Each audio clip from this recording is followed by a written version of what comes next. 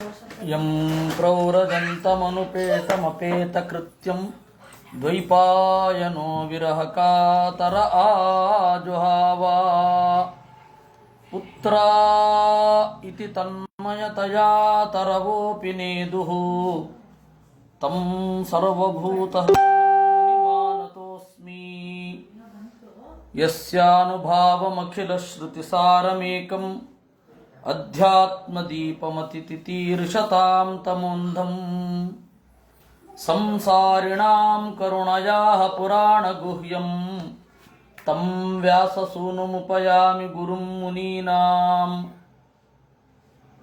ಮಾತರ್ಮೇ ಮಾತರಿಶ್ವನ್ ಪಿತರತುಲಗುರೋ ಭ್ರಾತರಿಷ್ಟಾಪ್ತಬಂಧೋ ಸ್ವಾಮಿನ್ ಸರ್ವಾಂತರಾತ್ಮನ್ನಜರಜರಯಿತರ್ಜನ್ಮ ಮೃತ್ಯಾಮಯಾನಾಂ ಗೋವಿಂದೇ ದೇಹಿ ಭಕ್ತಿಂ ಭವತಿ ಚ ಭಗವನ್ನೂರ್ಜಿತಾಂ ನಿರ್ನಿಮಿತ್ತಾಂ ನಿರ್ವ್ಯಾಜಾಂ ನಿಶ್ಚಲಾಂ ಸದ್ಗುಣಗಣಬೃಹತೀಂ ಶಾಶ್ವತೀಮಾಶುದೇವಾಂ.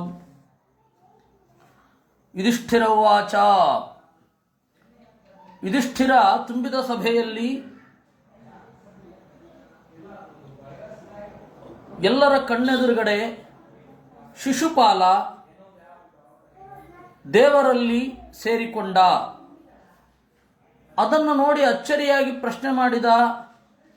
ಆಗ ಪ್ರೀತಿ ಭಕ್ತಿ ದ್ವೇಷಗಳ ಸ್ವರೂಪವನ್ನು ಭಗವಂತನಲ್ಲಿ ಯಾವ ರೀತಿ ಅನ್ವಯಿಸಬೇಕು, ಜಗತ್ತಿನಲ್ಲಿನ ಜನರು ದೇವರನ್ನು ಹೇಗೆ ಕಾಣುತ್ತಾರೆ, ಈ ಮಿಶ್ರ ಭಾವನೆಗಳು ಏನು ಇತ್ಯಾದಿಗಳೆಲ್ಲದರ ಬಗ್ಗೆ ಅವರು ಹೇಳಿದರು.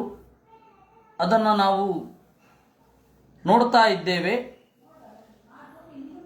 ಆಗ ಅವನ ಪೂರ್ವ ಜನ್ಮದ ಬಗ್ಗೆ ಹೇಳಿದರು. ಮೊದಲು ಹಿರಣ್ಯಕಶಿಪು ಹಿರಣ್ಯಾಕ್ಷರಾಗಿ ಅವರು ಬಂದಿದ್ದರು. ಆ ಹಿರಣ್ಯಾಕ್ಷನ ಕಥೆಯನ್ನು 3ನೇ ಸ್ಕಂಧದಲ್ಲಿ ನಾವು ನೋಡಿದ್ದೇವೆ. ಈಗ ಹಿರಣ್ಯಕಶಿಪುವಿನ ಕಥೆಯನ್ನು ನೋಡಬೇಕಿದೆ. ಇದನ್ನು ನಾರದರು ಯುಧಿಷ್ಠಿರನಿಗೆ ರಾಜಸೂಯ ಸಭೆಯಲ್ಲಿ ಹೇಳುವಾಗ ಅವನು ಕೇಳಿದ. ಯುಧಿಷ್ಠಿರ, ಕೀದೃಶ ಕಸ್ಯ ವಾ ಶಾಪಃ ಹರಿದಾಸಾಭಿಮರ್ಶನಃ ಅಶ್ರದ್ಧೇಯ ಇವ ಭಾತಿ ಹರೇರೇಕಾಂತಿನಾಂ ಭವಃ. ಕೀದೃಶಃ ಯಾವ ರೀತಿಯ ಶಾಪ ಅದು, ಮತ್ತು ಯಾರ ಶಾಪ, ಎಂತಹ ಶಾಪ ಅದು? ಹರಿದಾಸಾಭಿಮರ್ಶನಃ, ದೇವರ ದಾಸರಾದ ದ್ವಾರಪಾಲಕರನ್ನೇ ಕಂಗೆಡಿಸುವಂತಹ ಶಾಪ. ಅಶ್ರದ್ಧೇಯ ಇವ ಭಾತಿ, ನಂಗೆ ಯಾಕೋ ನಂಬಲಿಕ್ಕಾಗ್ತಾ ಇಲ್ಲ. ಏನದು? ಹರೇಹೇ ಏಕಾಂತಿನಾಂ ಭವಃ, ಪರಮಾತ್ಮನ ಹತ್ತಿರವೇ ಇದ್ದಿರುವ ಆ ದ್ವಾರಪಾಲಕರಿಗೆ ಮತ್ತೆ ಈ ಭೂಮಿಯಲ್ಲಿ ಹುಟ್ಟು ಅಂತನ್ನೋದನ್ನೇ ನಂಬಲಿಕ್ಕಾಗ್ತಾ ಇರಲಿಲ್ಲ. ದೇಹೇಂದ್ರಿಯಾಸುಹೀನಾನಾಂ ವೈಕುಂಠಪುರವಾಸಿನಾಂ ದೇಹ ಸಂಬಂಧಂ ಏತದಾಖ್ಯಾತುಮರ್ಹಸಿ.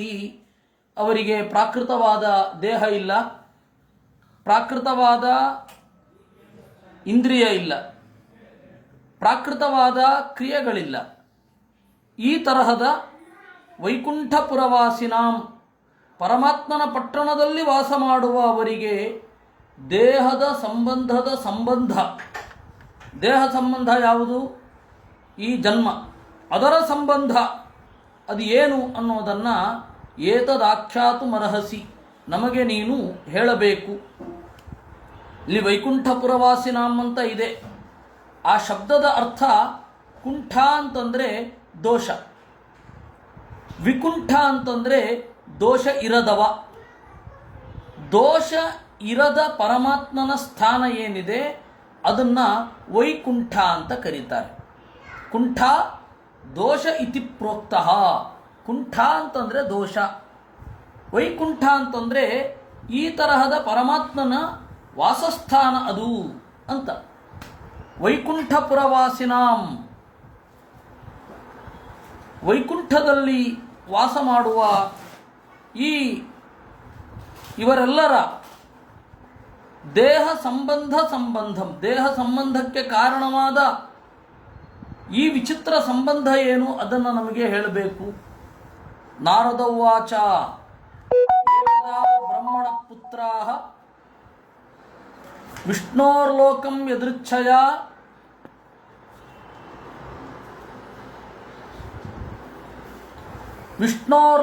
ಯದೃಚ್ಛಯ ಸನಂದನಾದಯೋ ಜಗ್ಮುಹು ಚರಂತೋ ಭುವನತ್ರಯಂ. ಒಂದು ಬಾರಿ ಬ್ರಹ್ಮನ ಮಕ್ಕಳು ಸನಕ, ಸನಂದನ ಮೊದಲಾದವರು ಭುವನತ್ರಯಂ ಚರಂತಹ, ಮೂರು ಲೋಕವನ್ನು ತಿರುಗುತ್ತಾ ದೇವರ ಲೋಕಕ್ಕೆ ಹೊರಟರು. ಯದೃಚ್ಛಯ, ಆಕಸ್ಮಿಕವಾಗಿ ಅಂತ ಹೇಳಿ ಲೌಕಿಕಾರ್ಥ, ದೇವರ ಇಚ್ಛೆಯಿಂದ ಅಂತನ್ನೋದು ಅಧ್ಯಾತ್ಮಾರ್ಥ. ಅವರು ಹಾಗೆ ಹೊರಟರು. ಪಂಚಷಡ್ಢಾಯ ನಾರ್ಭಾಭಾಃ ಪೂರ್ವೇಶಾಮಪಿ ಪೂರ್ವಜಾಃ ದಿಗ್ವಾಸಸಃ ಶಿಶೂನ್ ಮತ್ವಾ ದ್ವಾಸ್ಥೌ ತಾನ್ ಪ್ರತ್ಯಷೇಧತಾಂ. 5-6 ವಯಸ್ಸಿನ ಮಕ್ಕಳ ತರಹ ಇದ್ರಂತೆ. ಪಂಚಷಡ್ಢಾಯ ನಾರ್ಭಾಭಾಃ, ಪಂಚ ಅಂದರೆ 5, ಷಟ್ 6, 5 ಅಥವಾ 6, ಹಾಯನ ಅಂದರೆ ವಯಸ್ಸಿನ, ಅರ್ಭ ಅಂದರೆ ಮಗು, ಅಂತೆ ತೋರ್ತಾ ಇದ್ರು. ಪಂಚಷಡ್ಢಾಯ ನಾರ್ಭಾಭಾಃ ಪೂರ್ವೇಶಾಮಪಿ ಪೂರ್ವಜಾಃ, ಹಳಬರಿಗಿಂತಲೂ ಹಳಬರು. ದಿಗ್ವಾಸ ಸಹ, ಯಾವ ಬಟ್ಟೆಯನ್ನೂ ಉಟ್ಟಿರಲಿಲ್ಲ. ನಾವು ಬಟ್ಟೆ ಉಡದಿದ್ದರೆ ದೇವತೆಗಳಿಗೆ ಮಾಡಿದ ಅವಮಾನ. ಆದರೆ ಅವರಿಗೆ ಆ ನಿರ್ಬಂಧ ಇಲ್ಲ. ಸನಕಾದಿಗಳಿಗೆ ಪುಟ್ಟ ಮಕ್ಕಳ ತರಹ ಇದ್ರು.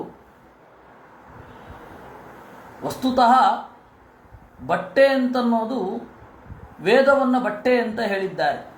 ಬ್ರಹ್ಮವಸ್ತ್ರ ಅಂತಂದರೆ ಅದು ಸಾಂಕೇತಿಕ.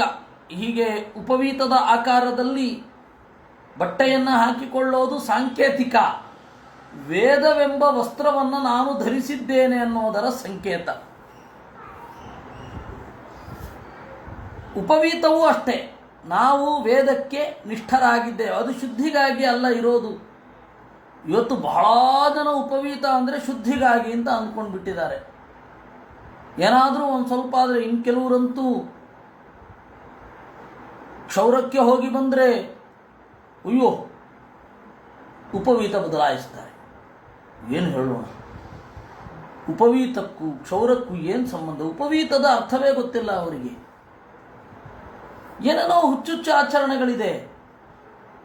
ಈಗ ಈ ಸತ್ತವರ ಮಗ ಅಥವಾ ಮಕ್ಕಳು ಒಟ್ಟಾರೆ ಕ್ರಿಯೆಯನ್ನು ಮಾಡಬೇಕಾಗಿರೋರು ಉಪವೀತವನ್ನು ಬದಲಾಯಿಸಬೇಕು. ಅದಕ್ಕೊಂದು ಕಾರಣ ಉಂಟು. ಎಂತ ಗೊತ್ತಾ? ನಾವು ವೇದವನ್ನು ಕೇವಲ ದೇವರ ಹಿನ್ನೆಲೆಯಲ್ಲಿ, ದೇವರ ಗುಣಗಳ ಪರತೆಯ ವ್ಯಾಖ್ಯಾನ ಮಾಡದೆ, ಈಗ ಈ ಸತ್ತವನ ಆತ್ಮಕ್ಕೆ ಅಥವಾ ಸತ್ತವನ ಸದ್ಗತಿಗೆ ಪ್ರತಿಬಂಧಕವಾದದ್ದು ಹೋಗಲಿ ಅಂತ ನಮ್ಮ ಕರ್ತವ್ಯವನ್ನು ಮಾಡ್ತಾ ವೇದವನ್ನು ಹಾಗೆ ಅನುಸಂಧಾನ ಮಾಡ್ತಾ ಇದ್ದೇವೆ ಅಂತ. ಅದಕ್ಕಾಗಿ ಉಪವೀತವನ್ನು ಬದಲಾಯಿಸೋದು. ಇಲ್ಲ, ಇನ್ನು ನಾನು ಮತ್ತೆ ವೇದವನ್ನು ಅಂದರೆ ಆ ಕ್ರಿಯೆ ಮುಗಿದ ಮೇಲೆ ಇಲ್ಲ, ವೇದವನ್ನು ನಾನು ದೇವರ ಗುಣಗಳ ಹಿನ್ನೆಲೆಯಲ್ಲೇ ನೋಡ್ತೇನೆ ಅಂತನ್ನುವ ಸಂಕೇತ ಅದು. ಇವರೇನು ಅಂದ್ಕೊಂಡು ಬಿಟ್ಟಿದ್ದಾರೆ, ಯಾವುದೇ ಮೃತಕ ಬಂದರೂ ನಮ್ಗೆ ಸಂಬಂಧವೇ ಇರಲ್ಲ, ನಮ್ಮ ದೂರದವರು, ಯಾವುದೇ ಸಂಬಂಧ ಬಂದರೂ, ಯಾವುದೇ ಮೃತಕ, ಯಾವುದೇ ಸೂತಕ ಬಂದರೂ ಕೂಡ ನಾವು ಜನಿವಾರ ಚೇಂಜ್ ಮಾಡಬೇಕು ಅಂತ. ಅದು ಏನು ಆ ಜನಿವಾರ ಚೇಂಜ್ ಮಾಡೋದರಲ್ಲಿ ಅವ್ರಿಗಿರೋ ಆಸಕ್ತಿಯೋ ದೇವರಿಗೆ ಗೊತ್ತು. ಅದರಿಂದ ಬಟ್ಟೆ ಅಂತಂದರೆ ವೇದವೆಂಬ ಬಟ್ಟೆ. ವೇದವೆಂಬ ಬಟ್ಟೆಯಿಂದ ರಹಿತರಾಗಿ ಬ್ರಾಹ್ಮಣರು ಇರಬಾರದು ಅಂತ. ಅದಕ್ಕೆ ನೋಡಿ, ನೀವು ಈ ಕೆಲವೊಂದೆಲ್ಲ ಮುಖ್ಯವಾದ ಕೆಲಸ ಮಾಡಬೇಕಾದ್ರೆ ನೀವು ಮೇಲ್ಗಡೆ ಹೊದ್ಕೊಂಡೇ ಇರಬೇಕು ಅಂತ. ಮೇಲ್ಗಡೆ ಹೊದ್ಕೊಂಡಿರಬೇಕು ಅಂದರೆ ಹೀಗೆ ಬ್ರಹ್ಮವಸ್ತ್ರ, ಹಾಗೆ ಅರ್ಥ ಅದಕ್ಕೆ. ದ್ವಾಸ್ಥೌತಾನ್ ಪ್ರತ್ಯಷೇಧತಾಂ. ದಿಗ್ವಾಸತಃ, ಯಾವುದೋ ಮಕ್ಕಳು ಅಂತ ಅಂದುಕೊಂಡ್ರಂತೆ. ರಜಸ್ತಮೋಭ್ಯಾಂ ಅಶಪನ್ ಕುಪಿತಾ ಏವಂ ಯುವಾಂ ವಾಸಂ ನಚಾರ್ಹತಃ ರಜಸ್ತಮೋಭ್ಯಾಂ ರಹಿತೆ ಪಾದಮೂಲೆ ಮಧುದ್ವಿತಃ ಪಾಪಿಷ್ಠಾಂ ಆಸುರೀಂ ಯೋನಿಂ ಬಾಲಿಶೌ ಯಾತಂ ಆಶ್ವತಃ. ಕುಪಿತಾಃ ತಡೆದರು, ದ್ವಾಸ್ಥೌ ತಾನ್ ಪ್ರತ್ಯಷೇಧತಾನ್ ಇಬ್ಬರು ದ್ವಾರಪಾಲಕರು ಜಯ ಮತ್ತು ವಿಜಯ, ಅವರು ತಾನ್ ಪ್ರತ್ಯಷೇಧತಾಂ ಅವರನ್ನು ತಡೆದರು. ಆಗ ಸಿಟ್ಟು ಮಾಡಿಕೊಂಡು ಯುವಾಂ ವಾಸಂ ನಚಾರ್ಹತಃ ನೀವು ಇಲ್ಲಿ ಇರಬಾರದು ಅಂದರು ಸನಕಾದಿಗಳು. ರಜಸ್ತಮೋಭ್ಯಾಂ ರಹಿತೆ ಪಾದಮೂಲೆ ಮಧುದ್ವಿಷಃ ಪಾಪಿಷ್ಠಾಂ ಆಸುರೀಂ ಯೋನಿಂ ಬಾಲಿಶೌ ಯಾತಮಶ್ವತಃ. ರಜೋಗುಣ ತಮೋಗುಣಗಳಿಗೆ ಎಡೆ ಇಲ್ಲ ಇಲ್ಲಿ. ಅಂತಹ ಜಾಗದಲ್ಲಿ ಪರಮಾತ್ಮನ ಅಡಿದಾವರೆಗಳ ಬಳಿ ಇರುವವರು ನೀವು ಈ ರಜೋಗುಣ ತಮೋಗುಣಗಳಿಂದ ಪ್ರಚೋದಿತರಾಗಿ ನಮ್ಮನ್ನು ನಿಷೇಧ ಮಾಡ್ತಾ ಇದ್ದೀರಾ. ಅದರಿಂದಾಗಿ ಆಸುರ ಯೋನಿಯನ್ನು ಹೊಂದುವಂಥವರಾಗಿ. ಆಚಾರ್ಯರು ಇಲ್ಲಿ ಭಾಷ್ಯವನ್ನು ಬರೀತಾರೆ. ಅದನ್ನು ನಾವು ನೋಡಬೇಕು. ಯಾಕೆಂದರೆ ಇಲ್ಲಿಯ ತನಕ ವೈಕುಂಠದ ತನಕ ಬಂದಿದ್ದಾರೆ ಅಂತಂದರೆ ಇವರು ಸಾಮಾನ್ಯರಲ್ಲ ಅಂತ ಅವ್ರಿಗೆ ಗೊತ್ತಿರಲ್ವ ದ್ವಾರಪಾಲಕರಿಗೆ. ಅವರು ಮಾಮೂಲಿ ದ್ವಾರಪಾಲಕರಲ್ವಲ್ಲ, ಪ್ರಜ್ಞಾಪೂರ್ವಕವಾಗಿದ್ದು ಸಾಧಕರಿಗೆ ಮಾಡುವ ದ್ವಾರಪಾಲಕರು.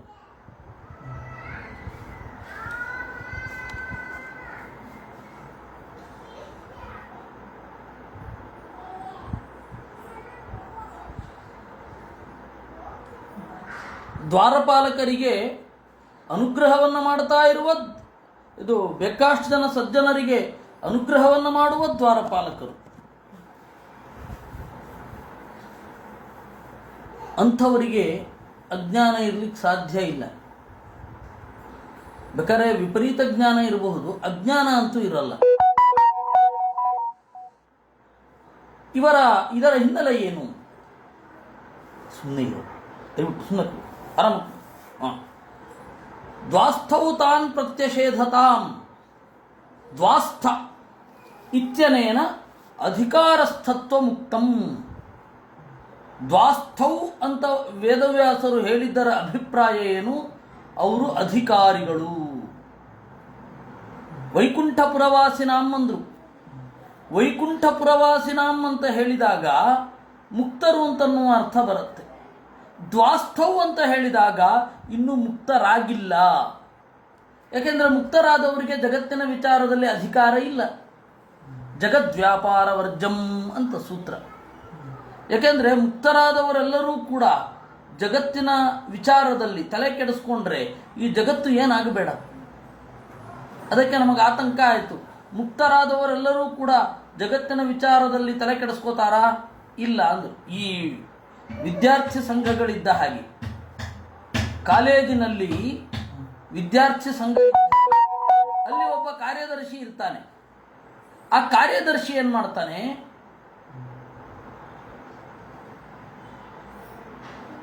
ಆ ವರ್ಷ ಕಾರ್ಯದರ್ಶಿ ಆಗಿರ್ತಾನೆ, ಆಮೇಲೆ ಉಪ ಕಾರ್ಯದರ್ಶಿ, ಆಮೇಲೆ ಅವರು ಪಾಸ್ಔಟ್ ಆದಮೇಲೆ ಮತ್ತೆ ವಿದ್ಯಾರ್ಥಿ ಸಂಘದಲ್ಲಿ ಅವ್ರ ಕೆಲಸ ಇಲ್ಲ.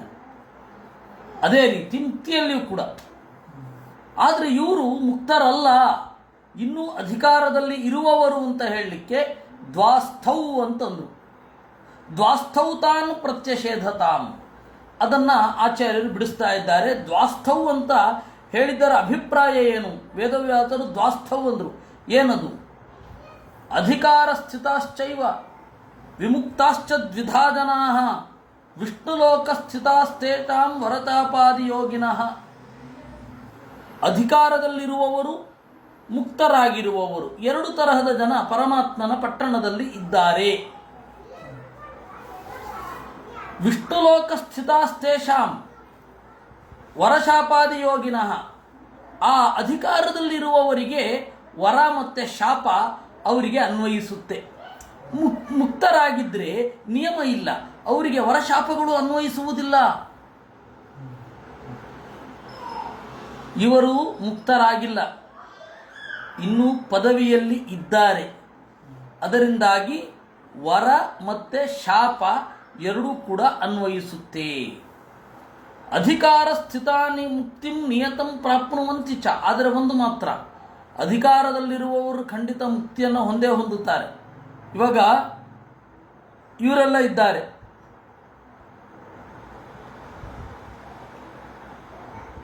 ವೈಕುಂಠದಲ್ಲಿ ಅಮುಕ್ತ ಸ್ಥಾನದಲ್ಲಿ ಕೆಲಸ ಮಾಡುವವರು, ಅವರಿಗೆ ಮುಕ್ತಿ ಇದೆಯಾ ಇಲ್ವಾ? ಮುಕ್ತಿ ಇದ್ದೇ ಇದೆ. ಅದೇ ಸ್ವರ್ಗಲೋಕದಲ್ಲಿ ಹೋಗಿರ್ತಾರೆ, ಅವರಿಗೆ ಮುಕ್ತಿ ಮತ್ತು ಸಾಧನೆ ಮುಂದುವರಿಯೋದು ಅವೆಲ್ಲ ಇರಲೇಬೇಕು ಅಂತಿಲ್ಲ, ನಿಯಮ ಅವೆಲ್ಲ ಇರಲೇಬೇಕು ಅಂತ ಇಲ್ಲ. ಯಾಕೆಂದರೆ ದುರ್ಯೋಧನನು ಕೂಡ ಸ್ವರ್ಗದಲ್ಲಿ ಹೊಕ್ಕು ಬಂದಿದ್ದಾನೆ, ಅವನಿಗೆ ಆನಂದಾತ್ಮಕವಾದ ಮುಕ್ತಿ ಇಲ್ಲ. ಈ ಹಿನ್ನೆಲೆಯಲ್ಲಿ ಅಧಿಕಾರದಲ್ಲಿರುವವರು ಖಂಡಿತ ಮುಕ್ತಿಯನ್ನು ಹೊಂದೇ ಹೊಂದುತ್ತಾರೆ. ವಿಮುಕ್ತಿ ಅನಂತರಂ ತೇಷಾಂ ವರಶಾಪಾದಯೋ ನತು.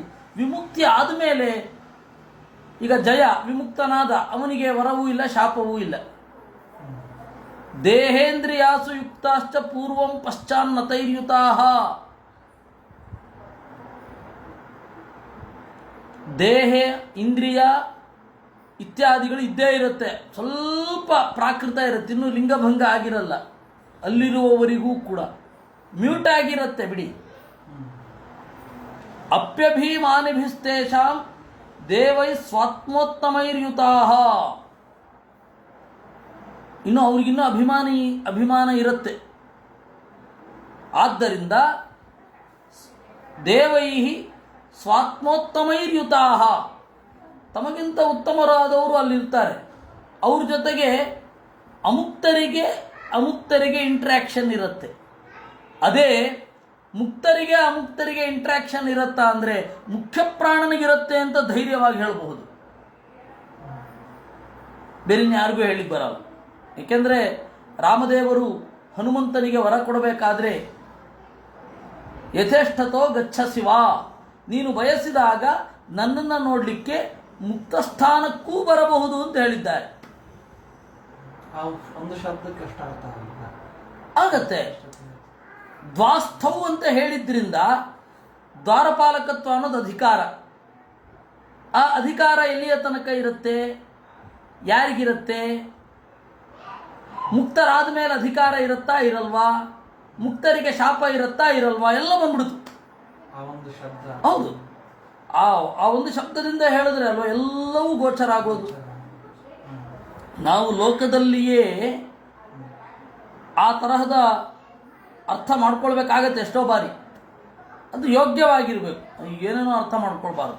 ಯೋಗ್ಯವಾಗಿದ್ದರೆ ಲೋಕದಲ್ಲಿಯೇ ಆ ರೀತಿ ಇರುತ್ತೆ. ಇನ್ನು ಆ ಲೋಕದ ಮಾತುಗಳಿಗೆ, ವೇದವ್ಯಾಸರ ಮಾತುಗಳಿಗೆ ಹಾಗೆ ಅರ್ಥ ಇರಲ್ವೇ? ಕೆಲವೊಮ್ಮೆ ವೇದವ್ಯಾಸರು ಮಧ್ವಾಚಾರ್ಯರು ಇಂಥವ್ರ ಮಾತಿಗೆ ಬಹಳ ಅರ್ಥ ಇದೆ ಅಂತ ಅಂದುಕೊಳ್ಳೋದು ಒಳ್ಳೆಯದು. ನಮ್ಮಲ್ಲಿ ಅದನ್ನು ಅನ್ವಯ ಮಾಡಲಿಕ್ಕೆ ನೋಡದೇ ಇರೋದು ಒಳ್ಳೆಯದು. ನಾವೆಲ್ಲ ಏನು ಮಾಡ್ತಾ ಇದ್ದೀವಿ ಈಗ, ಲೋಕದಲ್ಲಿರುವ ಮಾತುಗಳಿಗೆ ಬಹಳ ಅರ್ಥವನ್ನು ಕಲ್ಪಿಸಿಕೊಂಡು ಹೀಗೆ ಹೇಳಿದ್ರ, ಹಾಗೆ ಹೇಳಿದ್ರ, ಅದು ಹೇಳಿದ್ರ, ಇದು ಹೇಳಿದ್ರ ಅಂತ ತಲೆ ಕೆಡಿಸ್ಕೊಳ್ಳೋದು. ಅದೇ ಪುರಾಣ ವೇದಾಂತ ಈ ಮಾತುಗಳಿಗೆ ಏನು ಅರ್ಥವೇ ಹೊಳೆಯಲ್ಲ ನಮಗೆ. ಯಾಕೆ ಅಂದರೆ ಅದು ನಮ್ಮ ಲೋಕದ್ದಲ್ಲ ಅಂತ ಅನ್ಕೊಂಡ್ಬಿಟ್ಟಿದ್ದೀವಿ, ನಮ್ಗೆ ಸಂಬಂಧಪಟ್ಟಿದ್ದಲ್ಲ. ಹೀಗಾಗಿ ಬಹಳ ಅರ್ಥ ಕಂಡ್ಕೊಳ್ಬೇಕಾಗಿಲ್ಲ ಅಂತ. ಅದೇ ಯಾರಾದರೂ ಒಬ್ಬ ಬಂಧು ಅಥವಾ ಯಾವುದಾರೊಬ್ಬ ಮಿತ್ರ ಒಂದು ಮಾತು ಹೇಳಿಬಿಟ್ರೆ 10 ತಿಳ್ಕೊಂಡ್ಬಿಡ್ತೀವಿ ನಾವು. ನಮ್ಮಲ್ಲಿರೋ ಪ್ರಾಬ್ಲಮ್ ಅದು ಇದ್ರೂ ನಾವು ತಗೋಬಾರದು. ಇರಲಿ, ಯಾಕೆ ಇತ್ತು ಯಾಕೆ ಅಂತ ಹೇಳಿದ್ರೆ ಹೀಗೆ.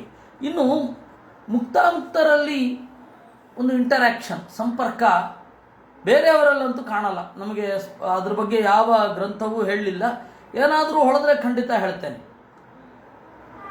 ಬ್ರಹ್ಮದೇವರು ಮುಕ್ತರಾದವರನ್ನು ನೋಡಿದ್ರು ದೂರದಿಂದ. ಹೀಗೆ ಸೃಷ್ಟಿ ಮಾಡಬೇಕು ಅಂತ ಅಂದುಕೊಂಡ್ರು. ಈ ತರಹದ ಮಾತು ಬರುತ್ತೆ. ಹಾಗೆ ಮುಖ್ಯ ಪ್ರಾಣನಿಗೆ ದೇವರು ವರ ಕೊಟ್ಟಿರೋದು ನಮಗೆ ಉಂಟು, ದಾಖಲೆ ಉಂಟು. ನೀನು ಯಾವಾಗ ಬೇಕಾದರೂ ನನ್ನ ಮುಕ್ತಿಧಾಮಕ್ಕೂ ಬರಬಹುದು ಅಂತ. ಇನ್ನು ಉಳಿದವರಿಗೆ ಇವಾಗ ರುದ್ರನಿಗೆ ಆ ಅಮುಕ್ತರಾದ ಅಮುಕ್ತ ಸ್ಥಾನದಲ್ಲಿ ನಿಂತ ಅಧಿಕಾರ ಸ್ಥಿತನಾದ ರುದ್ರನಿಗೆ ಮುಕ್ತ ಸ್ಥಾನದಲ್ಲಿರುವ ಎಲ್ಲರ ಜೊತೆಗೆ ಇಂಟ್ರಾಕ್ಷನ್ ಇದೆಯಾ ಗೊತ್ತಿಲ್ಲ. ಇಷ್ಟೇ ಹೇಳಬಹುದು. ಅದರಿಂದಾಗಿ ತಂತ್ರಸಾರ ಅನ್ನುವ ಗ್ರಂಥದಲ್ಲಿ ಹೀಗೆ ಹೇಳಿದ್ದಾರೆ, ಇಷ್ಟು ತಿಳ್ಕೊಳ್ಬೇಕು ದ್ವಾಸ್ಥೌ ಅನ್ನುವ ಒಂದು ಮಾತಿನಿಂದ. ಏವಂ ಶಬ್ದ ಮತ್ತೆ ಶಾಪ ಕೊಟ್ಟಿದ್ದು ಯಾಕೆ ಅಂತ ಹೇಳಿ ನಾವು 3ನೇ ಸ್ಕಂಧದಲ್ಲೆಲ್ಲ ನೋಡಿದ್ದೇವೆ. ಶಾಪ ಕೊಟ್ಟಿದ್ದು ನಮ್ಮನ್ನು ತಡೆದ್ರು ಅಂತಲ್ಲ, ದೇವರಿಗೆ ನಮ್ಮಿಂದ ರಕ್ಷಣೆ ಸಿಗ್ತಾ ಇದೆ ಅನ್ನುವ ಅಹಂಕಾರಕ್ಕೆ, ಅಜ್ಞಾನಕ್ಕೆ, ವಿಪರೀತ ಜ್ಞಾನಕ್ಕೆ ಸಿಟ್ಟು ಮಾಡಿಕೊಂಡದ್ದು ಅವರು. ಅಸುರರು ಮಾತ್ರ ದೇವರನ್ನು ಆ ರೀತಿ ಯೋಚನೆ ಮಾಡಲಿಕ್ಕೆ ಸಾಧ್ಯ. ಯಾರು ಏನೋ ದೇವರನ್ನು ಹಂಗೆ ಯೋಚನೆ ಮಾಡ್ತಾರೆ. ನಿಮಗೆ ಅದೊಂದು ತಮಾಷೆ ನಾನು ಹೇಳಿದ್ದೆ. ಒಂದು ಸಂಘಟನೆಯವರು, ರಾಜ್ಯಾದ್ಯಂತ ವ್ಯಾಪಿಸಿರುವ ಒಬ್ಬ ಸಂಘಟನೆಯವರು ಈಗ ಪರ್ಯಾಯಕ್ಕೆ ಕುಳಿತ ಸ್ವಾಮಿಗಳ ಹತ್ತಿರ ಬಂದು ಕೇಳಿದ್ರು, ದಯವಿಟ್ಟು ನೀವು ಪರ್ಯಾಯ ಅವಧಿಯನ್ನು ಎಕ್ಸ್ಟೆಂಡ್ ಮಾಡ್ಕೋಬೋದೇ? ಮುಂದಿನ ಪರ್ಯಾಯ ಪೀಠಸ್ಥರಿಗೆ ಹೇಳಿ, ಕೊರೋನಾ ಇದ್ದದ್ದರಿಂದ ನಮಗೆ ಯಾವ ಕಾರ್ಯಕ್ರಮವೂ ಚೆನ್ನಾಗಿ ಮಾಡಲಿಕ್ಕೆ ಆಗಲಿಲ್ಲ, ಅದರಿಂದಾಗಿ ಎಕ್ಸ್ಟೆಂಡ್ ಮಾಡ್ಕೋಬೋದಾ ಅಂತ ಕೇಳಿದ್ರಂತೆ. ಅವ್ರ ತಲೆ ಹಾಗೆ ಓಡ್ತಾ ಇರುತ್ತೆ. ದೇವರನ್ನು ಹಾಗೆ ಯೋಚನೆ ಮಾಡ್ತಾರೆ, ಬೇರೆಯವ್ರನ್ನ ಹಾಗೆ ಯೋಚನೆ ಮಾಡುವವರು ದೇವರನ್ನು ಹಾಗೆ ಯೋಚನೆ ಮಾಡಲ್ಲ. ಅದರಿಂದ ಅಸುರರು ಮಾತ್ರ ಹಾಗೆ ಯೋಚನೆ ಮಾಡ್ತಾರೆ. ದೇವರಿಗೆ ಭದ್ರತೆ ಬೇಕು, ಇಲ್ಲ ಅಂದರೆ ದ್ವಾರಪಾಲಕ ಯಾಕೆ? ದೇವರಿಗೆ ಭದ್ರತೆ ಬೇಕು, ಅದರಿಂದಾಗಿ ಅವನು ಆಯುಧ ಹಿಡ್ಕೊಂಡಿದ್ದಾನೆ. ಅಂದರೆ ಆಯುಧ ಹಿಡ್ಕೊಳ್ಳೋನು ಯಾರು ಅಂದರೆ ಭಯ ಇದ್ದವನು ಅಂತ ಅವರಿಗೆ ತಲೆನಲ್ಲಿ.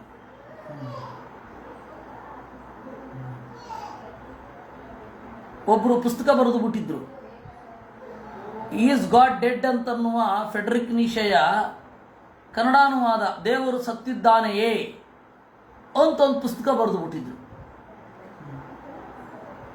ಅವ್ರಿಗೆ ಎಲ್ಲಿಗೆ ಹೋಗ್ಲಿಕ್ಕೂ ಭಯ, ಯಾವಾಗಲೂ ಪಿಸ್ತೂಲ್ ಇಟ್ಕೊಂಡಿದ್ದು. ಹಾಗೆ ದೇವರಿಗೂ ಕೂಡ ತನ್ನ ರಕ್ಷಣೆಯ ಭಯ ಇರಬೇಕು, ಅದರಿಂದಾಗಿ ಆಯುಧವನ್ನು ಹಿಡಿದಿರ್ತಾನೆ ಅಂತ ಬಹಳ ಜನ ಅಂದ್ಕೊಂಡು ಬಿಟ್ಟಿದ್ದಾರೆ.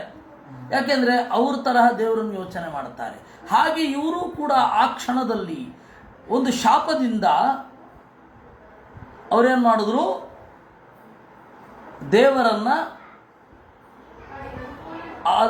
ದೇವರನ್ನ ಹೀಗೆ ಚಿಂತನೆ ಮಾಡಲಿಕ್ಕಾಗಿ ಒಂದು ಶಾಪ ಇದೆ ಅವರಿಗೆ. ಅದು ನಾವು ಹಿಂದೆ ನೋಡಿದ್ದೇವೆ. ಬ್ರಹ್ಮದೇವರನ್ನು ತಮಾಷೆ ಮಾಡಿದ್ರು, ಲಕ್ಷ್ಮೀದೇವಿಯನ್ನು ತಡೆದು ಬಿಟ್ಟಿದ್ರಂತೆ ಇವರು. ಯಾರು? ಹಿರಣ್ಯಕಶಿಪು ಆಗುವ ಮೊದಲು ಜಯ ವಿಜಯರು. ಅದರಿಂದಾಗಿ ಅವರೆಲ್ಲರ ಶಾಪ ಈ ಸನಕಾದಿಗಳ ಶಾಪದಲ್ಲಿ ಕೆಲಸ ಮಾಡಿಬಿಡ್ತು. ಈ ರೀತಿ ದೇವರನ್ನು ತಪ್ಪಾಗಿ ಯೋಚನೆ ಮಾಡಬೇಕಾದ್ರೆ ಅಸುರರೇ ಆಗಬೇಕು, ನೀವು ಅಸುರರಾಗಿ ಅಂತ ಶಾಪ. ಹಾಗೆ ಅದರಿಂದಾಗಿ ಅದು ನಾವು ಇಲ್ಲೇನು ಹೇಳೋದು ಬೇಡ, ಅಲ್ಲಿ ಹೇಳಿದ್ದೇವೆ.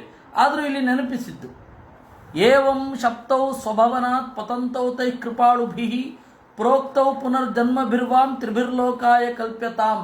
ಈ ರೀತಿ ಶಾಪಕ್ಕೊಳಗಾಗಿ ಕೆಳಗಡೆ ಬೀಳುವಾಗ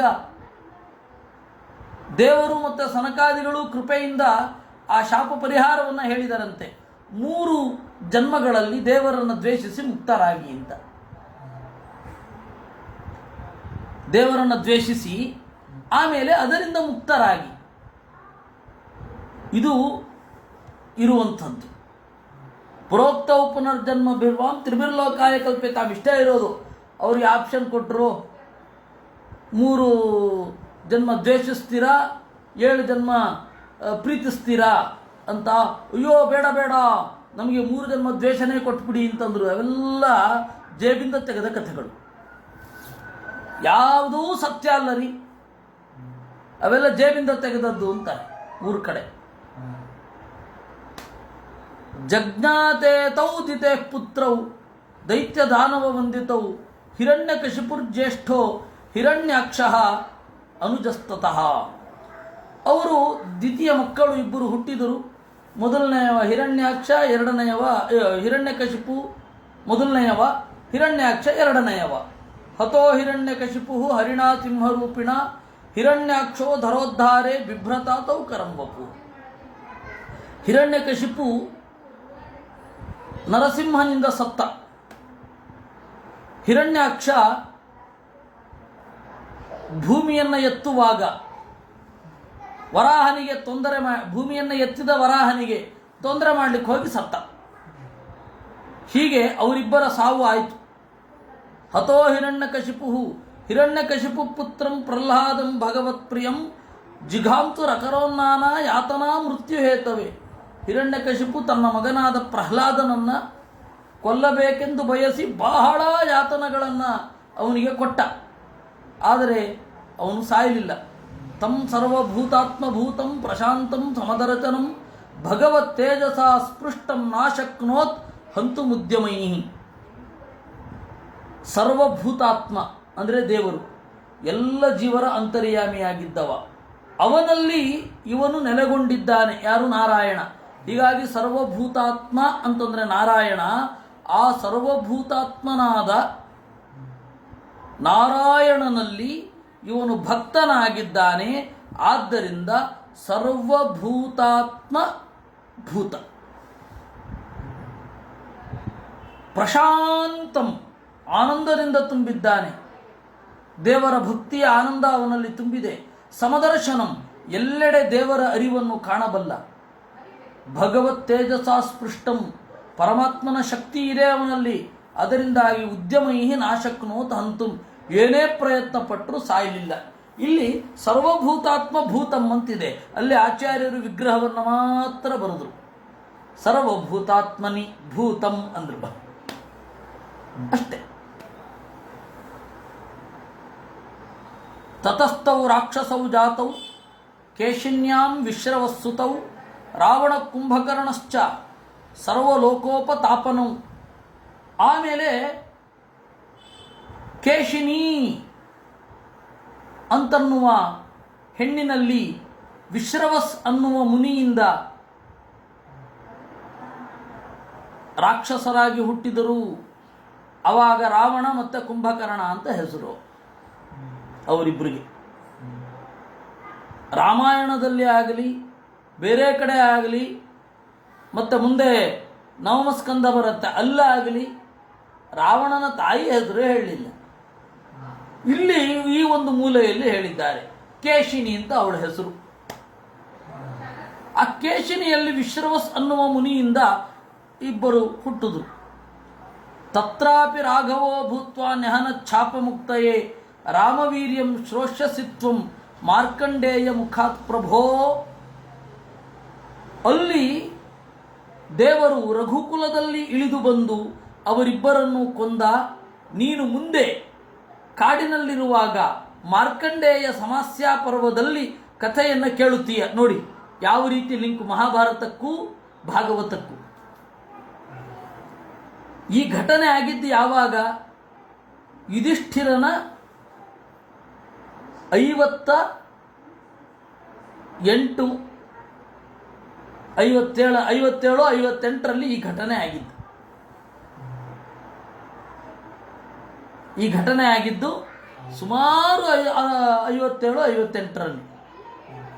ಅಲ್ಲಿಂದ ಮುಂದೆ ಸುಮಾರು 5 ವರ್ಷ ಆದಮೇಲೆ ನೀನು ಈ ಕಥೆಯನ್ನು ಕೇಳುತ್ತೀಯ.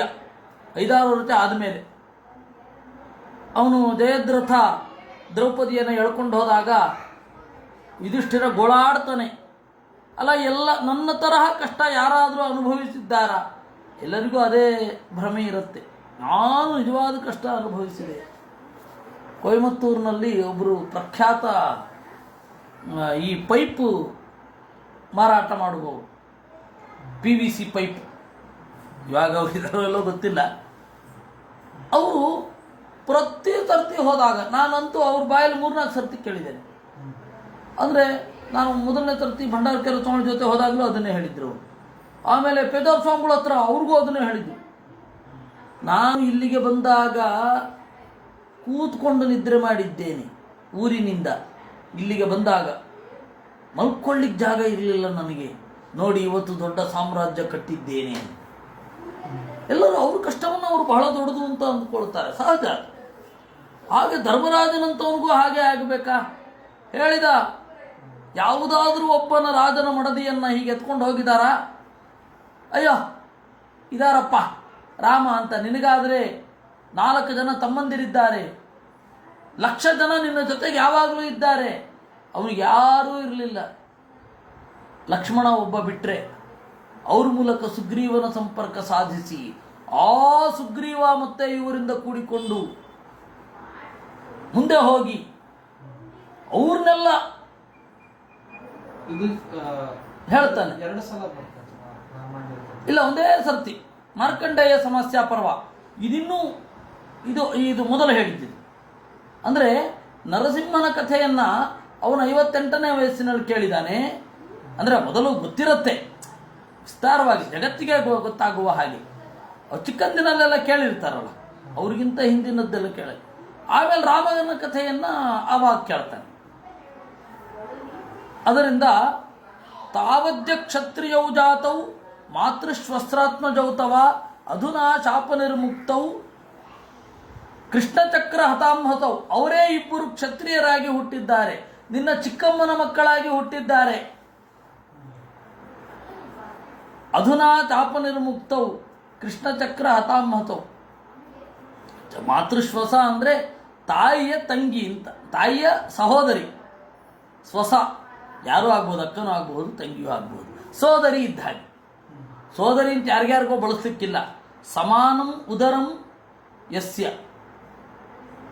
ನಾನು ತಂಗಿದ್ದ ಹೊಟ್ಟೆಯಲ್ಲಿಯೇ ಇವನು ತಂಗಿದವ ಅಥವಾ ಇವಳು ತಂಗಿದ್ದಾಳೆ, ಅವರು ಸೋದರಿ ಆಗ್ತಾರೆ. ಉಳಿದವರು ಅಗ್ರಜ ಅಥವಾ ಅವರಜ ಅಷ್ಟೇ. ಅಧುನಾ ಶಾಪ ನಿರ್ಮುಕ್ತವು, ಈಗ ಅವರು ಶಾಪದಿಂದ ಬಿಡುಗಡೆ ಹೊಂದಿದ್ದಾರೆ. ನಿನ್ನ ಚಿಕ್ಕಮ್ಮನ ಮಕ್ಕಳಾಗಿ ಅಥವಾ ತಾಯಿಯ ಸಹೋದರಿಯ ಮಕ್ಕಳಾಗಿ ಅವರಿಬ್ಬರು ಹುಟ್ಟಿದ್ದಾರೆ. ಅವರು ನಿನ್ನ ಕಣ್ಣೆದುರುಗಡೆ 1 ವರ್ಷದ ಅವಧಿಯಲ್ಲಿ 1.5 ವರ್ಷದ ಅವಧಿಯಲ್ಲಿ ಮುಕ್ತಿಯನ್ನು ಹೊಂದಿದ್ದಾರೆ. ವೈರಾನುಬಂಧ ತೀವ್ರೇಣ ಧ್ಯಾನೇನ ಅಚ್ಯುತ ಸಾತ್ಮ್ಯತಾಂ ನೀತವು ಪುನರಹರೇ ಪಾರ್ಶ್ವಂ ಜಗ್ಮತುರು ವಿಷ್ಣು ಪಾರ್ಷದವು.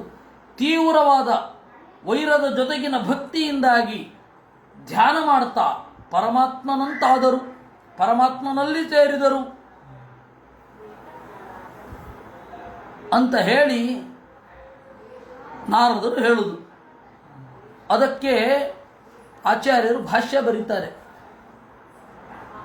ವೈರಾನುಬಂಧ ತೀವ್ರೇಣ ಅಂತ ಇದೆ. ಧ್ಯಾನೇನ, ವೈರ ಹಾಗೂ ಭಕ್ತಿಯಿಂದ ತೀವ್ರವಾದ ಧ್ಯಾನದಿಂದ ಅದನ್ನು ನಿರೂಪಣೆ ಮಾಡ್ತಾರೆ. ಹಿರಣ್ಯಕಶಿಪುರ್ಭೂತಂ ಅಪಶ್ಯತ ಮೃತೌ ಹರಿಂ. ಹಿರಣ್ಯಕಶಿಪು ಸಾಯ್ಬೇಕಾದ್ರೆ ದೇವರನ್ನ ಭೂತ ಅಂತ ಅಂದುಕೊಂಡ ಅಂತೆ. ನೋಡಿ, ನಾವು ನರಸಿಂಹ ಅಂತ ಈಗ ಕೇಳ್ತಾ ಇದ್ದೀವಿ. ದೇವತೆಗಳಿಗೆಲ್ಲ ಅದು ನರಸಿಂಹ ದೇವರ ಅವತಾರ ಅಂತ ಗೊತ್ತಿದೆ. ಹಿರಣ್ಯಕಶಿಪುಗೇನ್ರಿ ಗೊತ್ತಿದೆ? ಹಿರಣ್ಯಕಶಿಪು ಏನಂತ ಅಂದ್ಕೊಂಡ ಆಗ, ಅಯ್ಯೋ ಯಾವುದೋ ಭೂತ ಬಂದು ನನ್ನನ್ನು ಸಾಯಿಸ್ತಾ ಇದೆ ಅಂತ ಅಂದ್ಕೊಂಡ. ದೇವರು ಅಂತ ನೋಡಲಿಲ್ಲ. ಅಥೋ ಭಯಾನಕ ಜಾತಃ ತತ್ರ ರಾಜಾನಮೇವಚ. ಅದರಿಂದಾಗಿ ಭಯಾನಕನಾದ. ನೆನಪಾಗಿದ್ದಿದ್ರೆ ಹೀಗೆ ಹೇಳ್ತಾ ಇದ್ರು, ನೆನಪಾಗ್ಲಿಲ್ಲ ಅಂತ ತಾನೇ ಅರ್ಥ. ಅವತ್ಯ ದೇವರು ಮೀರಲ್ವೇನೋ ಅದನ್ನ? ಯಾಕೆ ಹೀಗೆ ಪ್ರಶ್ನೆ ಕೇಳ್ತಿ? ದೇವರು ದೇವರು ಮೀರಿದ ಅದು ಭೂತ ಅನ್ಕೊಂಡಂತಂದ್ಮೇಲೆ ಅದು ಏನದು? ಯಾಕೆ ತಾರೆ ಅವನ ಅಜ್ಞಾನ ಹಾಗೆ. ಅದು ಏನ್ ಬೇಕಾರಾಗಲಿ, ಅವನು ದೇವರನ್ನು ಭೂತ ಅಂತ ಅಂದುಕೊಂಡ, ಸತ್ತ. ಸಾಯ್ಬೇಕಾದ್ರೆ ದೇವರನ್ನ ಭೂತ, ವಿಕಾರವಾದ ಒಂದು ಪ್ರಾಣಿ ಅಂತ ಚಿಂತನೆ ಮಾಡಿದ್ರಿಂದ ಅವನು ರಾವಣನಾದಾಗ ಅತ್ಯಂತ ಕುರೂಪನಾಗಿ ಹುಟ್ಟಿದ. ಎಷ್ಟು ಕುರೂಪನಾಗಿ ಹುಟ್ಟಿದ ಅಂತಂದ್ರೆ ವಾಲ್ಮೀಕಿಗಳು ಹೇಳ್ತಾರೆ, ಶ್ಮಶಾನ ಚೈತ್ಯ ಪ್ರತಿಮಃ ಭೂಷಿತೋಪಿ ಭಯಂಕರ ಅಂತ. ಎಷ್ಟೇ ಅಲಂಕಾರ ಮಾಡಿಕೊಂಡ್ರೂ ಕೂಡ ರಾವಣ ಇನ್ನೂ ಕೆಟ್ಟದಾಗಿ ಕಾಣ್ತಾ ಇದ್ದ, ಚೆನ್ನಾಗಿ ಸಿಂಗರಗೊಂಡ ಮಸಣದ ಹಾಗೆ ಅಂತ. ಸ್ಮಶಾನವನ್ನು ಎಷ್ಟೇ ಚೆನ್ನಾಗಿ ಸಿಂಗಾರ ಮಾಡಿದ್ರೂ ಭಯ ಆಗೋದೇ. ಹಾಗೆ ಅದಕ್ಕೆ ಹೇಳಿದ್ದು ಶ್ಮಶಾನ ಚೈತ್ಯ ಪ್ರತಿಮಃ ಭೂಷಿತೋಪಿ ಭಯಂಕರ. ಅವನಿಗೆ ಸಿಟ್ಟು ಬಂದರೆ ಎಷ್ಟು ಭಯಾನಕವಾಗಿ ಕಾಣ್ತಾ ಇದ್ದ. ಸಿಟ್ಟು ಬಂದರೆ ಸಿಟ್ಟಿನಿಂದ ಕಣ್ಣಿಂದ ನೀರು ಬೀಳ್ತಾ ಇರ್ತಿತ್ತಂತೆ. ಸಿಟ್ಟಿನಿಂದ ಕಣ್ಣಿನ ನೀರು ಎಲ್ಲರೂ ಕೇಳಿದ್ದೀರ ನೀವು? ಸಿಟ್ಟಿನಿಂದ ಕಣ್ಣಲ್ಲಿ ನೀರು ಬಂದರೆ ಸಾರ್ಚಿಷ ಸ್ನೇಹದಿಂದವ ಬತ್ತಿಗೆ ಎಣ್ಣೆ ಜಾಸ್ತಿ ಆಗಿ ಆ ಸೋರತ್ತೆ, ಅದು ಬೆಂಕಿಯ ಕಿಡಿಗಳೇ ಉದುರಿದಂತೆ ಕಾಣಿಸ್ತಾ ಇರುತ್ತೆ. ರಾವಣನ ಕಣ್ಣಿನಿಂದ ಬೀಳುವ ನೀರು ಜ್ವಾಲೆಯಿಂದ ಕೂಡಿರುವ ಎಣ್ಣೆಯ ಬಿಂದುವಿನ ಹಾಗೆ, ತೈಲ ಬಿಂದುವಿನ ಹಾಗೆ ಇತ್ತು ಅಂತಾರೆ. ಕಷ್ಟ. ಅಥೋ ಭಯಾನಕೋ ಜಾತಃ ತತ್ರ ರಾಜಾನಮೇವಚ. ಸರಿ, ಅವನು ಹಿರಣ್ಯಕಶಿಪು ರಾವಣನಾದಾಗ ದೇವರನ್ನ ರಾಜ ಅಂತ ಚಿಂತನೆ ಮಾಡಿದ. ಯಾವನೋ ಒಬ್ಬ ಮನುಷ್ಯ ರಾಜ ಅಂತ, ದೇವರ ಸ್ವರೂಪದ ಬಗ್ಗೆ ಐಡಿಯಾ ಬರಲಿಲ್ಲ ಅವನಿಗೆ. ಯಾವನೋ ಒಬ್ಬ ಮನುಷ್ಯ ರಾಜ ಅಂತಲೇ ಯೋಚನೆ ಮಾಡಿದ್ದಿದ್ದು. ಅದರಿಂದಾಗಿ ರಾಜೈವ ಸಂಜಾತಃ, ಮನುಷ್ಯ ರಾಜನಾಗಿ ಹುಟ್ಟಿದ. ಹಿರಣ್ಯಕಶಿಪುವಾಗಿದ್ದಾಗ ಕುರೂಪವಾದ ಭೂತ ಅಂತ ದೇವರನ್ನು ಚಿಂತನೆ ಮಾಡಿ ಕುರೂಪನಾಗಿ ಹುಟ್ಟಿದ. ರಾವಣನಾದಾಗ ದೇವರನ್ನ ಮನುಷ್ಯ ಅಂತ ಚಿಂತನೆ ಮಾಡಿ ಮನುಷ್ಯನಾಗಿ ಹುಟ್ಟಿದ. ನೋಡಿ, ದೇವರನ್ನು ದುಃಖಪೂರ್ಣ ಅಂತ ಉಪಾಸನೆ ಮಾಡಿದರೆ ಅಥವಾ ದುಃಖಿಯಿಂದ ಉಪಾಸನೆ ಮಾಡಿದ್ರೆ ನಮಗೆ ಯಾವ ಗತಿ ಆಗತ್ತೆ? ಅದರಿಂದಾಗಿ ಉಪನಿಷತ್ತು ಹೇಳಿದ್ದು ಅಸನ್ನೇವ ಸ ಭವತಿ ಅಸದ್ಬ್ರಹ್ಮೇತಿ ವೇದ ಚೇತ್ ಅಸ್ತಿ ಬ್ರಹ್ಮೇತಿ ಚೇದ್ವೇದ ಸಂತಮೇನಂ ತಥೋ ವಿದುರಿತಿ ಅಂತ. ಅಸನ್ನೇವತ ಭವತಿ, ಅಮಂಗಳನಾಗುತ್ತಾನೆ ದೇವರನ್ನು ಅಸತ್ಯೆಂದು ತಿಳಿದರೆ. ದೇವರಲ್ಲಿ ದೋಷ ಇದೆ ಅಂತ ತಿಳಿದರೆ, ಸತ್ ಅಂದರೆ ನಿರ್ದುಷ್ಟ, ಅಸತ್ ಅಂತಂದ್ರೆ ನಿರ್ದೋಷ ಇಲ್ಲದವ ಅಂದ್ರೆ ದೋಷಿ. ದೇವರನ್ನ ದೋಷಿ ಅಂತ ತಿಳಿದರೆ ಇವನು ದುಷ್ಟನಾಗುತ್ತಾನೆ. ಇರಲಿ. ಅದರಿಂದಾಗಿ ಕೃಷ್ಣಂ ಚಕ್ರಾದಿಲಕ್ಷಣೈ ಮೃತಿಕಾಲೇ ಹರಿಂಚೈವ ಮತ್ವಾ ಭಕ್ತೈವ ಕೇವಲಂ. ಕೃಷ್ಣ ಚಕ್ರಾದಿಗಳಿಂದ ಕೂಡಿದ್ದ ಅಂತ ಹೇಳಿ ನೋಡಿದ. ಆಗ ಇನ್ ದೇವರು ಅಂತ ಅನ್ನಿಸಿತಂತೆ ಶಿಶುಪಾಲನಿಗೆ. 2 ಜನ್ಮದಲ್ಲಿ ಅನ್ನಿಸ್ಲಿಲ್ಲ. ನರಸಿಂಹನನ್ನ ಭೂತ ಅಂತ ಚಿಂತನೆ ಮಾಡಿದ, ಕುರೂಪನಾದ. ದೇವರನ್ನು ಹೇಗೆ ಚಿಂತನೆ ಮಾಡ್ತೇವೆ ಹಾಗಾಗ್ತೇವೆ. ಆಮೇಲೆ ದೇವರನ್ನ ಮನುಷ್ಯ ಅಂತ ಚಿಂತನೆ ಮಾಡದ ರಾಜ ಆದ. ರಾಜನಾಗಿದ್ದಾಗ ಸರಿಯಾಗಿ ಚಿಂತನೆ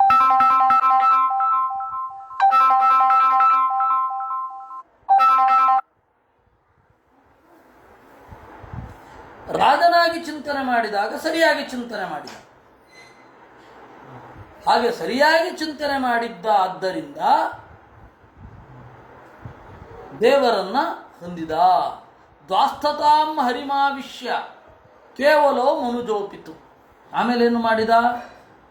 ದೇವರು ವೈಕುಂಠಕ್ಕೆ ಸೇರಿದ ಮೇಲೆ ದ್ವಾರಪಾಲಕನಾಗಿದ್ದ ತನ್ನ ಇನ್ನೊಂದು ರೂಪದೊಳಗಡೆ ಸೇರಿಕೊಂಡ. ಇವಾಗ ಜಯ ವಿಜಯರು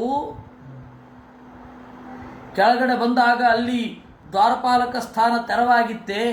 ಇಲ್ಲ, ಅಲ್ಲಿಯೂ ಇದ್ರು. ದೇವತೆಗಳಿಗೆ ಬಹಳ ರೀತಿಯಿಂದ ಹುಟ್ಟು ಇರುತ್ತೆ, ಬಹಳ ರೀತಿಯಿಂದ ವ್ಯಾಪ್ತಿ ಇರುತ್ತೆ. ಆ ತರಹದ ದೇವತಾ ಗಣದಲ್ಲಿ ಇವರು ಒಬ್ರು. ವೈರಾನುಬಂಧ ವೈರಯುಕ್ತ ಭಕ್ತಿ. ಸುಮಾರು 18ನೇ ಕಕ್ಷೆಯಲ್ಲಿ ಬರ್ತಾರೆ ಇವರೆಲ್ಲ. 18, 19ನೇ ಕಕ್ಷೆಯಲ್ಲಿ ಈ ಜಯ ವಿಜಯ, ನಂದ ಸುನಂದ, ಚಂಡ ಪ್ರಚಂಡ, ಕುಮುದಾಕ್ಷ ಹಾಗೆಲ್ಲ. ವೈರಾನುಬಂಧ ಅಂದ್ರೆ ವೈರಯುಕ್ತವಾದ ಭಕ್ತಿ ಅಂತ.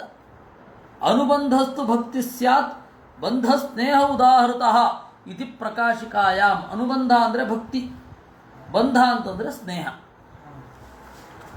ಇದು ಈ ಶ್ಲೋಕಗಳ ಹಿಂದೆ ಇರುವ ಮನೋವಿಜ್ಞಾನ. ದೇವರನ್ನು ಹೇಗೆ ಚಿಂತಿಸಿ ಹೇಗಾಗಬಲ್ಲರು ಅನ್ನುವುದಕ್ಕೆ ಒಂದು ಅದ್ಭುತವಾದ ದೃಷ್ಟಾಂತ ಗಾರುಡ ಈ ಪ್ರಮೇಯವನ್ನು ನಮಗೆ ಹೇಳಿದ್ದಿದ್ದು. ವಿದ್ವೇಷೋ ದಯಿತೆ ಪುತ್ರೇ ಕಥಮಾಸೀನ್ ಮಹಾತ್ಮನಿ ಬ್ರೂಹಿ ಮೇ ಭಗವನ್ಯೇನ ಪ್ರಹ್ಲಾದೆ ಪ್ಯಚ್ಯುತಾತ್ಮನಿ. ಆಗ ಯುಧಿಷ್ಠಿರ ಪ್ರಶ್ನೆ ಮಾಡಿದ, ಯಾಕೆಂದ್ರೆ ಅಲ್ಲಿ ಹೇಳಿದ್ರಲ್ಲ,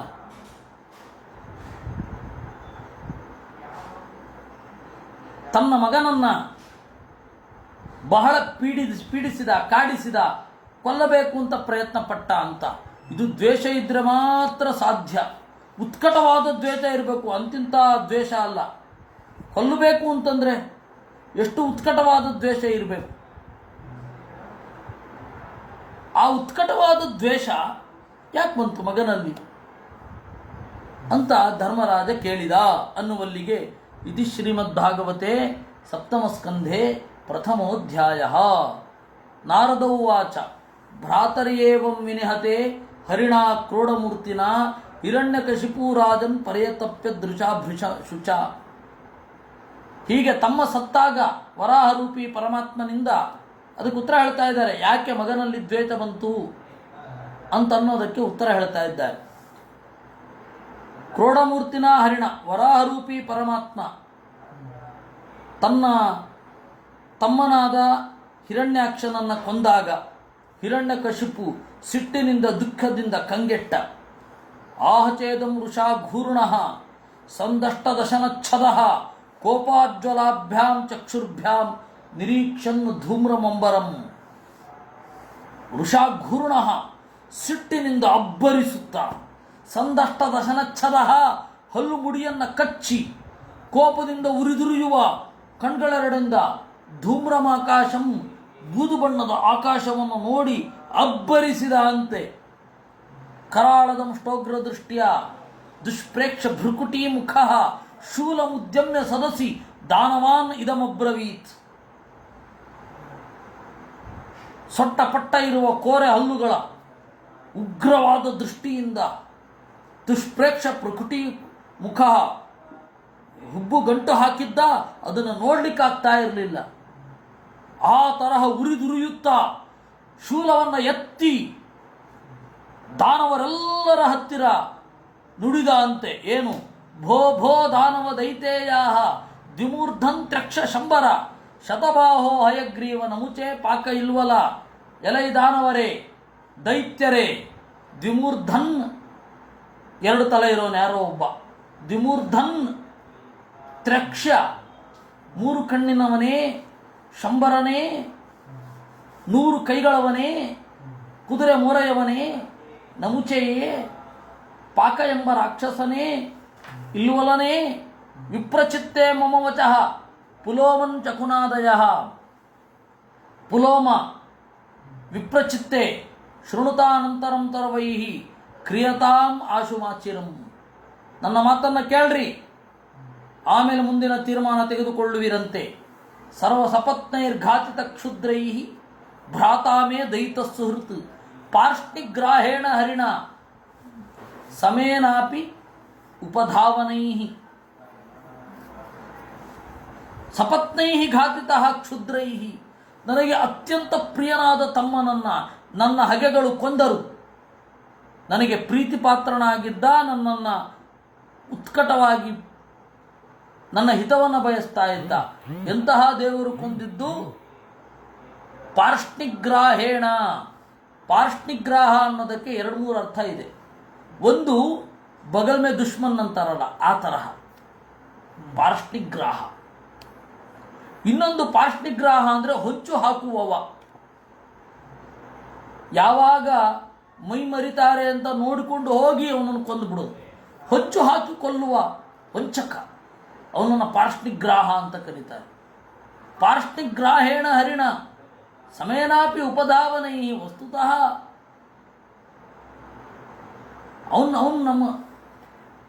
ಅವನು ದೇವತೆ ಅಲ್ಲ. ಅವನು ನಾವು ನಾಳೆ ಹೋಗಿ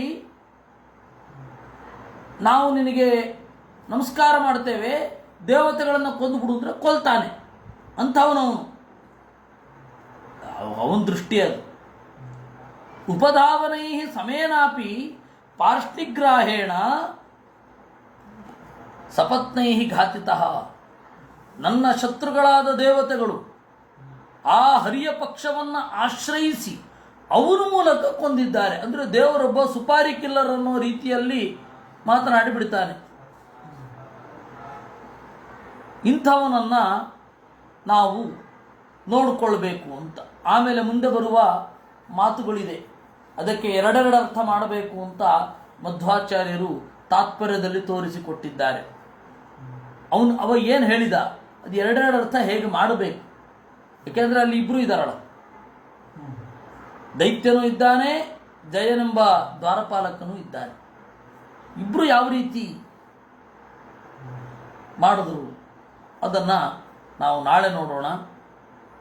ಆಮೇಲೆ ಕೂಡಲೇ ಬದಲಾಗ್ತಾನೆ. ಎರಡು ಸ್ಪ್ಲಿಟ್ ಪರ್ಸನಾಲಿಟಿ ಅಂತೇನು ಹೇಳ್ತಾರೆ ಆ ತರಹ ಆಗ್ತಾ ಹೋಗುತ್ತೆ. ಅದನ್ನೆಲ್ಲ ನಾಳೆ ನೋಡೋಣ ಅಂತ ಹೇಳ್ತಾ ಇವತ್ತಿನ ಚಿಂತನೆಯನ್ನು ದೇವರಿಗೆ ಅರ್ಪಿಸ್ತೇನೆ. ಕೃಷ್ಣಾರ್ಪಣಮಸ್ತು. ಅನೇನ ಭಾವಿ ಪುಣ್ಯಂ ತದಾಪ್ನೋತು ಪಿತಾ ಮಮ.